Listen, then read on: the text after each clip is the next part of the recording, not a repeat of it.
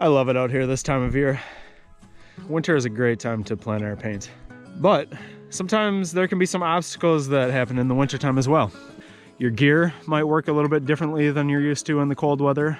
You personally are going to get a cold when you're outside painting, and the snow makes it tough to navigate around sometimes.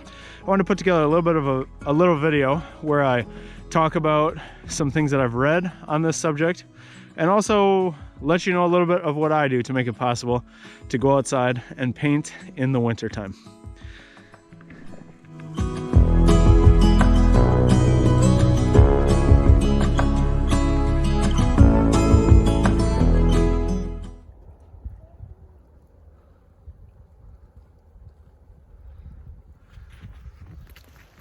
A tip that I wrote down was to stand on a piece of cardboard when you're painting. Oh. So that it insulates your feet from the actual frozen ground. That's a good idea. I used to carry a snow skate in my car, and I would sometimes stand on that, but then I got the good boots, and it's just... Yeah, good boots are essential. What do you have? A tip? No, the boots. Oh, Sorel boots. Yeah, you have Sorel boots. I got 2 pairs. They're like pack boots. Yeah, and they're really warm.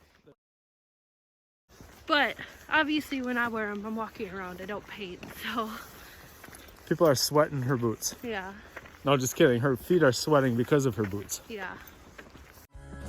Look at the snow. School got canceled early because of the snow, and I have a whole 2 hours extra of life to live on this Monday. I got a couple things I want to do. Let's check it out. I have a goal of kick flipping this snow skate, which is doing one of these whole deals with it. I did 3 kick flips about a month ago. I came home and I tried to film it, but I wasn't able to land it when I brought the camera out. So today, my goal is to finally get a kick flip. I think you're supposed to leave your dogs in the house.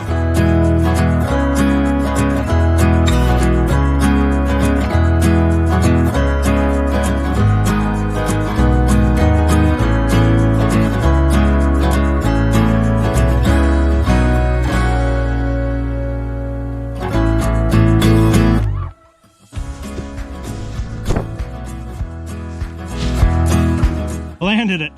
It was terrible, but I'm just glad I got something. I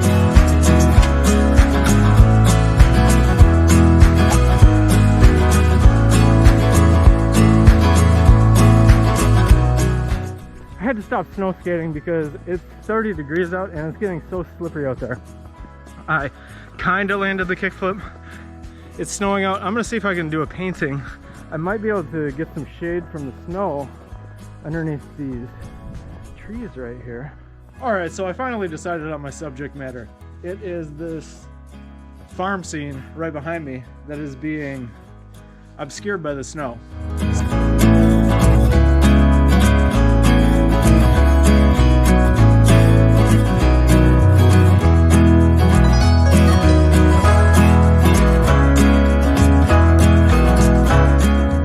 I just think that painting something like this being obscured by snow is the right thing to do right now.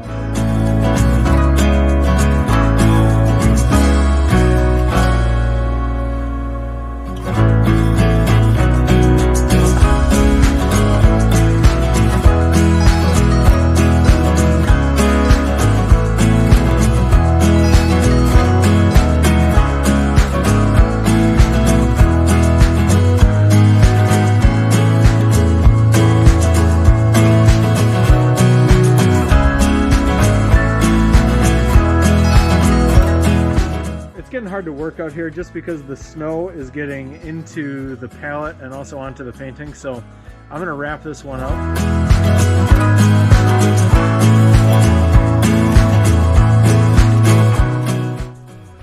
Cool. I'm really happy with how it came out. All right, YouTube. Well, I finished up painting for the afternoon and I'm done. I'm going in the house. It's really been snowing a lot. The shovel that I was using a couple minutes ago it's already snowed in. The dogs are having a good time, and I had a great time this afternoon too. So thanks for checking it out. We'll be back maybe on a day with less snow, but on a day that is just as beautiful. at that. Oh my, whoa, that was scary. So the next tip is to figure out where you're going, but don't figure it out totally because you don't want to pre-plan too much. You just want to figure out an area that you want to go to and have a place to park.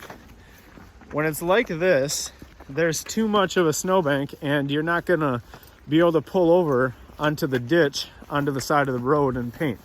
So either talk to a farmer out in the field or plan to go somewhere. Or if you know them too, ask them.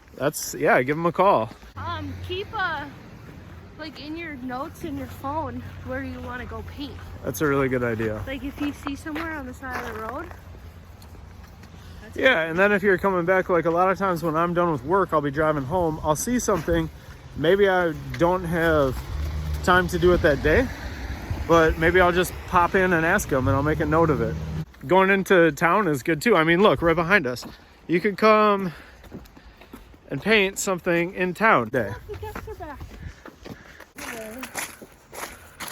That's pretty cool. The next tip that we have is to wear wool socks on your hands, Oh yeah. and you can poke a brush through the sock and you can hold it. Make sure they're old and that you don't want them anymore. Wait, so they're like, Don't ruin the perfectly good one. what do you think? I personally don't do the wool socks thing. Apparently it was a group of 7.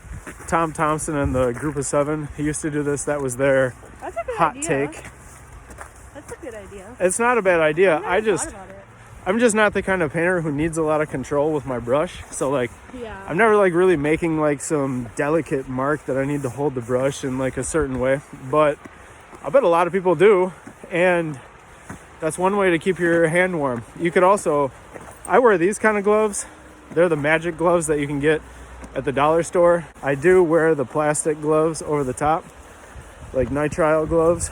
And so that's usually enough for me. Do your hands get cold? Yeah. They do. Yeah. So then I just shove them in my pockets and pretend like I'm okay. Well, that's not a bad tip. The next tip you could do in the wintertime if you're a plein air painter is you could just set up and paint in your car. Some people have actually made an easel that just inserts over their steering wheel. So you can hold the panel right up like that. Pretty neat. You could also hop in the passenger seat. This is what I've done with a pochade box in your lap. And then you could just paint having your canvas held up by the lid of your pochade box and your palette in your lap.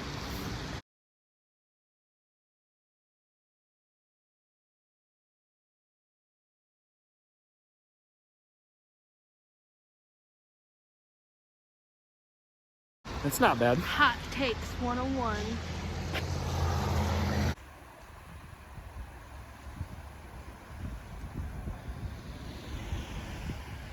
Hey, I've got another tip. What?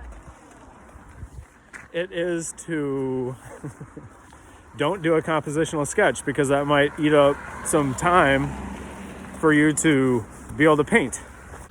The next tip is to see the painting in your mind's eye.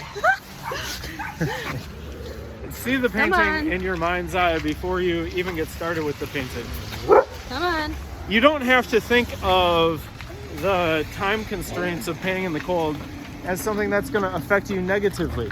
Use it to your advantage. Simplify and work on your own vision of what visual economy is. It's not about what we put in, it's what we leave out. So because you have limited time, just do things right from the start. Don't do a lot of splish splash with your brush. What do you think? Splish splash. Of Come on. The next hot take I have about painting in the winter is to paint small. Grab a little 6x8 and go out. Don't be afraid to turn it down in size when it's cold outside. Turn up the 6x8s, turn down in the expectations that you have to paint large all winter long. Yeah.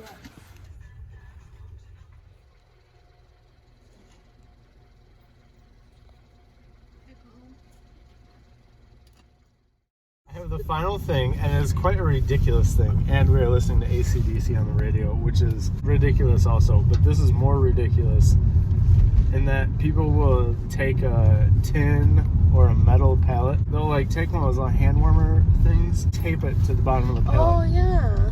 To keep the paint workable. The paint is fine to me, but if you can use medium with the paint, and that adds a little bit of flow to it. But I think sometimes people go a little bit over the top with their setups and everything that they use. It's just use simpler tools. Because if you need a certain quality of paint, you could either microwave your paint tubes. Don't do that. Don't do that. Don't do that because there's metal. They're made of metal. But you could just tape one of those to the bottom of it. What do you think? Is sitting down better for plein air in the winter, or is standing up? I don't know. I guess it depends on the person. I think so too. I would think at least. I would think if I was just sitting out there that I would just be freezing. You know? I think either way I'm cold, but that's just me. I get cold very easy. I think either way I'm gonna lay on the floor when we get home and do yoga, and then go out and skateboard in the chicken coop. I'm gonna make some dinner. We are a power couple. Power hour couple.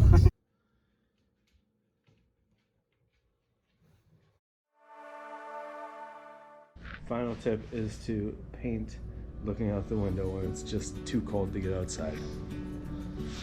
You can get sick just being inside these days. It's so cold. Right now, at least. It's cold. I'm frozen. It's cold.